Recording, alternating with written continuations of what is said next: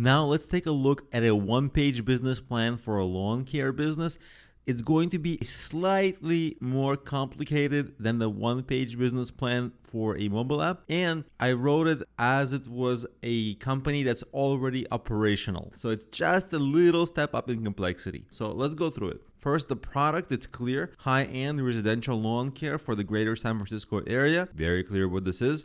We service homes within 25-mile radius. The current progress of the business, founded in 2012, long time back in the day. So this is a business that's operational for a number of years. And it talks about a little bit of progress. If you're in business already, you should mention how much progress you've made. People looking at it will judge you by your progress. First and foremost, entrepreneurship is all about working, hustling, and making progress. So you got the 25 residential accounts and stuff like that. The target market's described a little bit. Again, it's the high-end residential market, and there's like 120,000 single-family homes, and that's the market. You can also put a dollar value on that by just simple arithmetic, but I kept it to one page. The marketing plan, most customers come from Google search, the Google 3-pack map listing, which is the Google map that comes up in local searches, and Yelp.com. We also run search-based ads on Yelp and Google. So again, it's search. When people are looking for lawn care, this company makes sure that people find this company. It's not posting nice pictures of lawns on social media. Sure, that's great,